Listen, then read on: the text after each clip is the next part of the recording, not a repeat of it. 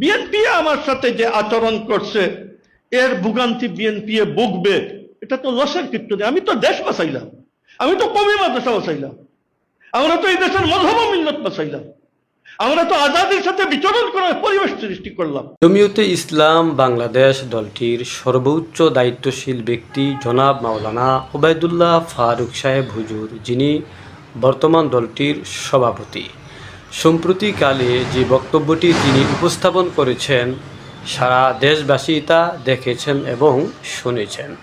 তিনি তার বক্তব্যের এক অংশে বলেন, বিএনপি আমার সাথে যে আচরণ করেছে এর ভোগান্তি বিএনপি ভুগবে, এতে লসের কিছু নেই। আমরা দেশ বাঁচালাম, আমরা কওমি মাদ্রাসা বাঁচালাম, ইত্যাদি ইত্যাদি। সম্মানিত দর্শক, জমিয়তে ইসলাম বাংলাদেশ দলটির সর্বোচ্চ দায়িত্বশীল ব্যক্তি যে বক্তব্যটি উপস্থাপন করেছেন তার থেকে সুস্পষ্ট একথা বোঝা যায় এবং জানা যায় যে জমিয়ত বিএনপির সাথে জুটে গিয়েছিল দেশকে রক্ষা করার জন্য।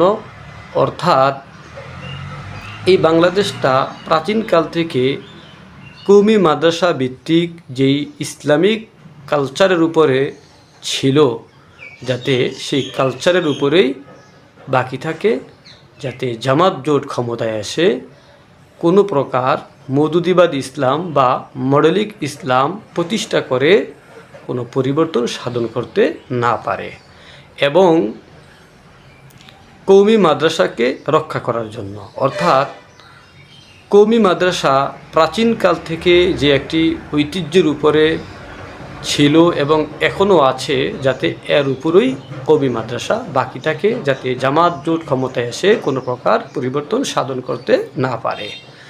তো এই ক্ষেত্রে জমিয়তে ইসলাম যে বিশেষ একটি উদ্দেশ্যকে কেন্দ্র করে লক্ষ্য করে বিএনপির সাথে জুটে গিয়েছিল, তা তারা অর্জন করতে পেরেছে। এই ক্ষেত্রে তারা সফল হয়েছে, যেহেতু বিএনপি জোট সরকার গঠন করতে পেরেছে এবং জামাত জোট সরকার গঠন করতে পারেনি। তবে এখন এই যে একটি কথা, বিএনপি আমার সাথে যে আচরণ করেছে এর ভোগান্তি বিএনপি ভুগবে, এর কি অর্থ? এটার দুটি অর্থ হতে পারে। একটি হলো, হয়তো বিএনপির কোনো দলীয় লোক যারা জমিয়তে ইসলামের সাথে কোনো প্রকার শিষ্টাচার বহির্ভূত আচরণ করছে, যেমন গালমন্দ করা, তুচ্ছ-তাচ্ছিল্য করা, হেয় প্রতিপন্ন করা, লাঞ্ছিত করা, অপমানিত করা, ইত্যাদি ইত্যাদি।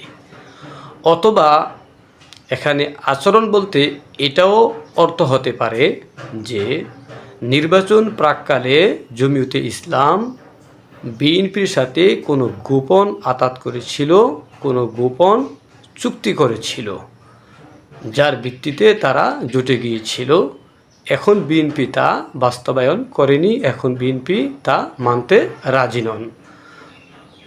তো এই ক্ষেত্রে আচরণ বলতে কোনটা উদ্দেশ্য এটা অস্পষ্ট। অতএব আমি মনে করি জমিয়তে ইসলাম বাংলাদেশ এই দলটির এই বিষয়টা সুস্পষ্ট ব্যাখ্যা দেওয়া উচিত, যাতে করে জাতির কাছে একথা সুস্পষ্টভাবে বুঝে আসে এবং জাতির কাছে যাতে করে এই বিষয়টা সুস্পষ্ট হয়ে যায় যে জমিয়তে ইসলাম বাংলাদেশ বিএনপির সাথে জোট গিয়েছিল বাস্তবিক পক্ষে দেশ রক্ষা করার জন্য, কওমি মাদ্রাসা রক্ষা করার জন্য, নাকি তাদের কোনো গোপন চুক্তি, গোপন কোনো আতাত ছিল, যার জন্য তারা বিএনপির সাথে জুটে গিয়েছে। আল্লাহ আমাদের সকলকে হিদায়াত দান করুক। আসসালামু আলাইকুম ওয়া রাহমাতুল্লাহি ওয়া বারাকাতুহু।